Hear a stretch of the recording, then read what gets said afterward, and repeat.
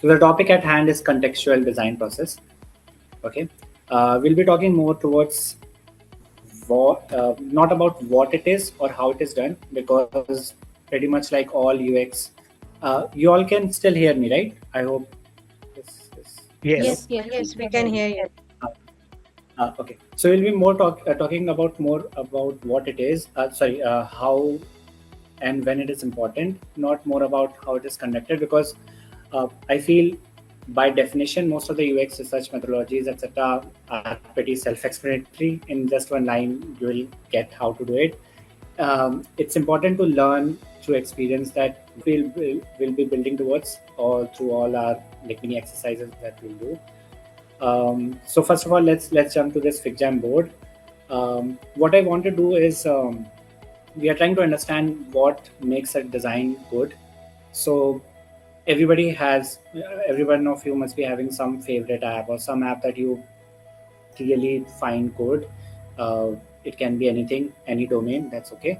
I just want you to paste screenshot of that home screen or any other screen you want on that FigJam board. I have already added one. It's not my favorite. It's just the first tab that opened up. Uh, but feel free to uh, paste. I'll start the timer as well so that we are on track. So, Nilesh, how many screens, let's say if there's a Just one screen. Every person, one screen. That's it. one screen and it could be any screen from that app, or is it that? Any screen. Yeah, any screen. That's okay. I think it's safe enough to say that we can pick Swiggy as people think that it's one of the good designs, and perhaps Pinterest maybe. Yeah. So the point is, like I think with fair confidence, a lot of people here can say that Swiggy, Pinterest are pretty good when it comes to design, right? Like overall, they are good, right?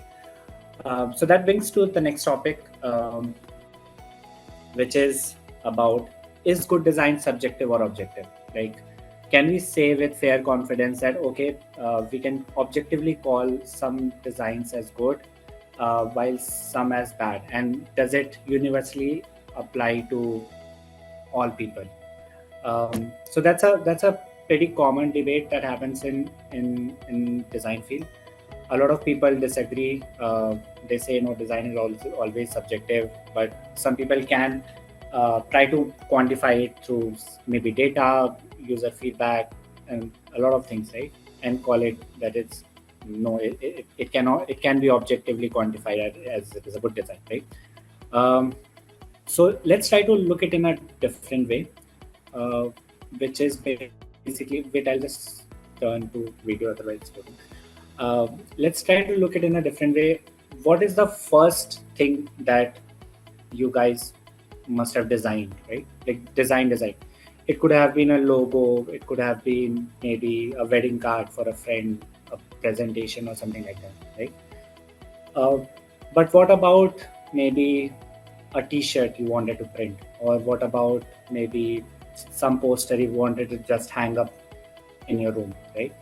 So that's bring us to the another interesting subject, which is like, what is the difference between art and design, and when does an art translate to design, and how can you uh, like basically what is the difference?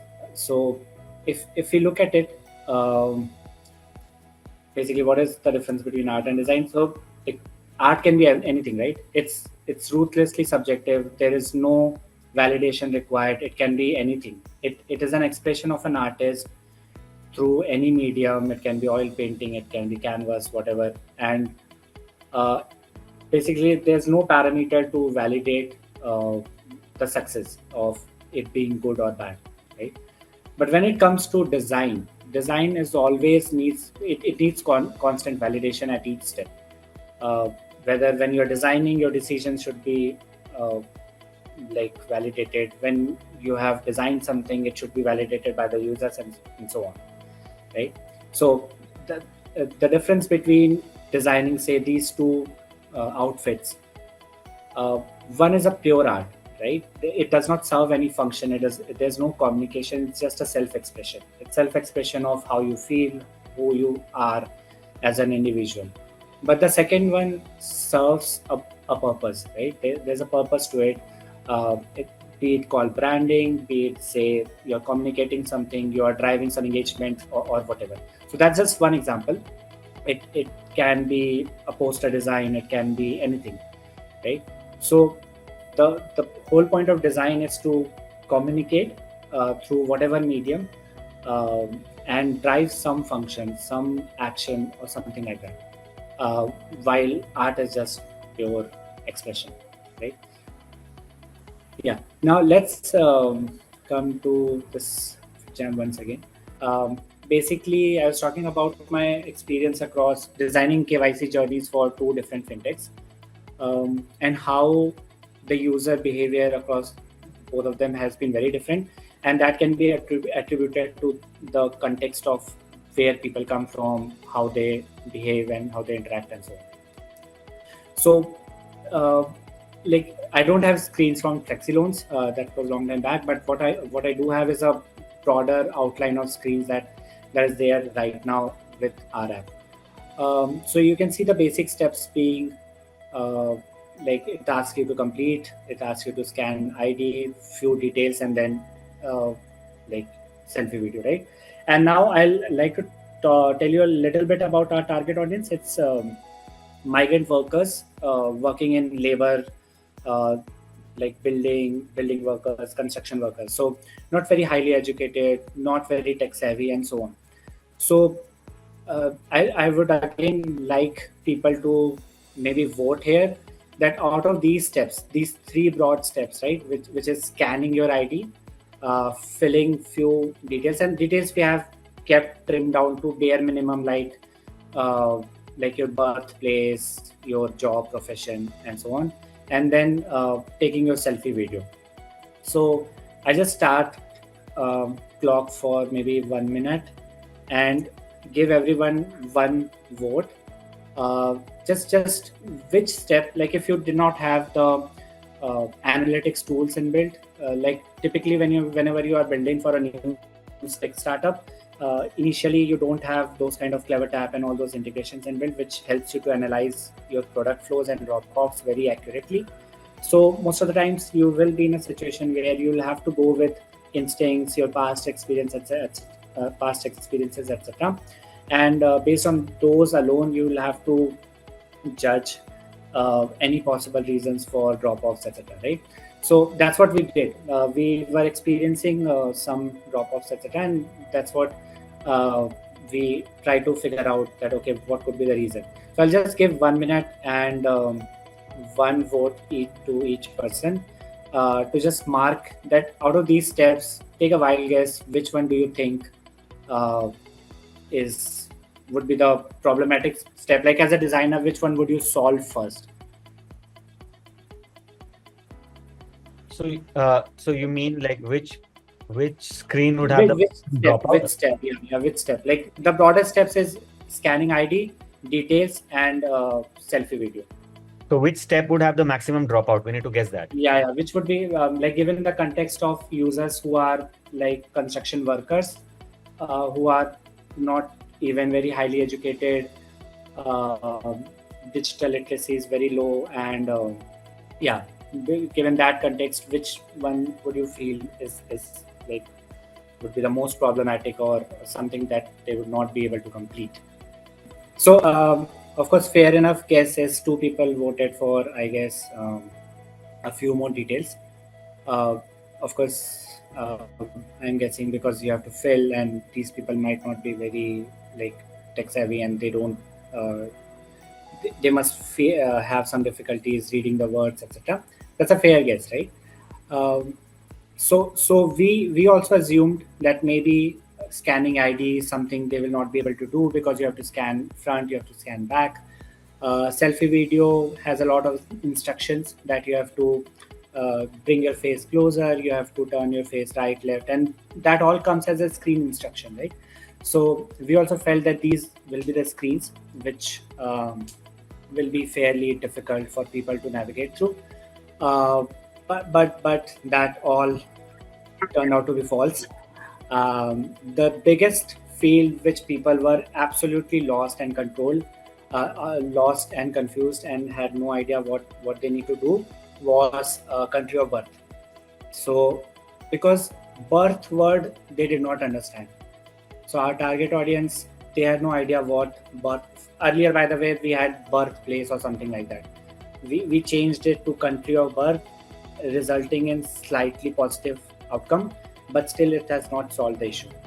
So birthplace was something which they, like, nobody we I have interviewed like 20 people, and nobody understood what birthplace means, like, because again, poor literacy, they don't know well how to read, um, especially English language. We are trying with multilingual and all that, but that's a separate topic.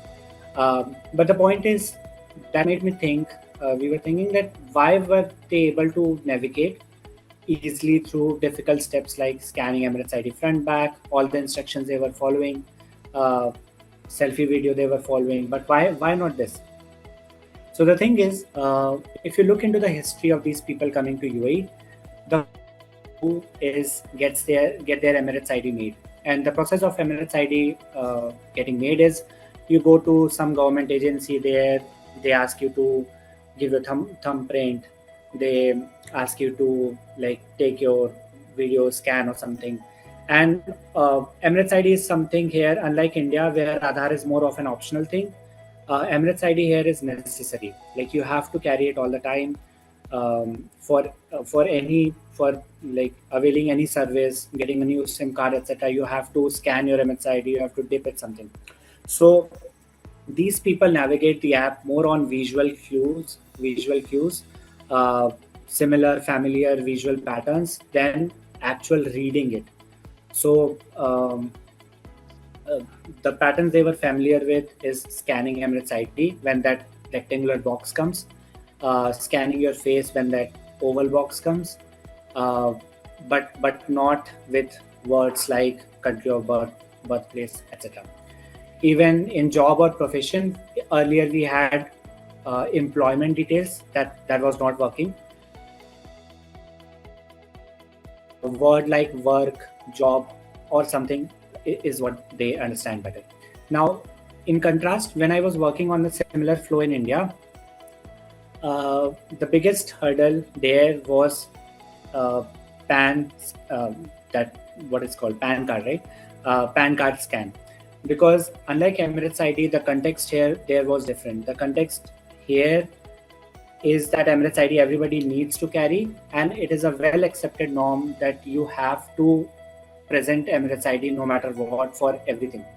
But in India, whenever I was working with Flexi Loans, it was a small scale business lending company. So with PAN card, we used to derive a lot of information about the customers, build their credit score, etc. And based on that, we used to calculate their loan eligibility. I have a question. Uh-huh. Yeah. So you mentioned something about cultural differences. You talked about Yes. Africans and all of that. So I want to ask, if we are designing or we are writing UX copies for different audience, is it, do we have to like change the way we write as well? Maybe we have African users and Indian users. Do we have to change, even though we speak English, do we still have to make some adjustments? You know, there are some slangs that are popular in Africa and there are some slangs that are popular in India. Do we need to make changes or adjustments to this whenever we are writing like UX copies? I'm asking for UX copy now, not the design. That's a very good question, and so there are two aspects to it. First of all, like there's an actual example that we faced. So, where are you based out of right now? By the way, how do you pronounce your name? Currently, Sorry. I'm in Chandigarh, India. Oh, you are based in India. So you must have heard of the word KYC, perhaps. Yeah, know your customer. Correct, right? So that's what, like, being like, all of us are from India, like our team. So earlier we used to call everywhere in the app the onboarding journey. We used to say complete KYC, complete your KYC to get started and all those things, because we took it for granted, right? Like KYC everybody knows. Mm. And initial testing, we never faced any issue with Indian customers, Pakistani customers, and all. They all know, because KYC is a very uniquely, I think, term that is used a lot in Indian banking kind of domain. But the moment we started testing with people coming from African backgrounds, they had no idea what those three words mean. Like they had no idea what KYC means. Like they had never heard of KYC in their life. So that's why we changed to identity verification, making it more like acceptable to all sets of people. So we had to change. So yes, UX copy needs to cater, and especially it becomes more challenging when you are designing for an app which caters to this diverse set of people.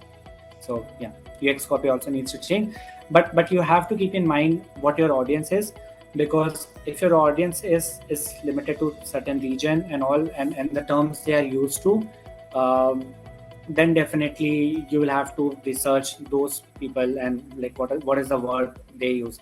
For example, one more thing, that when we were trying our multilingual app, so we have just tried with Hindi people, that whether Hindi will work better for them in order for them to complete the journey on their own. So the literal translation of salary word is, you might not know, it's vetan, right? Literal translation. But nobody reacted positively to that. When we started writing things like vetan bhogi hai, vetan milta hai, and all those things, none of the people reacted, because they had no idea what vetan means. So what we had to do, or what we are planning to do, it's like this happened just yesterday. This research was conducted yesterday. So what we are planning to do is write the word salary itself, but in Hindi script, and so on. Like in yesterday's exercise, what happened, that when I was talking to these people, I collected all these points, like what are the terms that they use in English but they will be better at reading in Hindi, and what are the terms that is very difficult in English, so they are more comfortable with the Hindi term itself. So we are going to tweak our UX copies accordingly. So yeah, the next question, won't it create some sort of inconsistency? Let's say you have an Hindi speaker that also knows how to speak English. Like you said, you had to tweak, and maybe the person is just experimenting or just wants to experiment with two languages. Don't you think it will give the users some sort of like, okay, this app, they are not consistent with, their words or their choice of. But the basic fundamental purpose of language is like expression of thoughts and ideas, right? Does not matter which sequence of words you use, which terms you use. So if I want user to complete their identity verification, which is a set of steps, like scanning your ID, completing few details, scanning your face. If I want to communicate that, it's okay as long as the user gets it by the word term KYC or by identity verification or whatever works. So it's like it might look inconsistent, as in one screen you see just 3 abbreviations letters, and one in another where there's a whole line to it. But if that's your design should drive results basically. Yeah, thank you.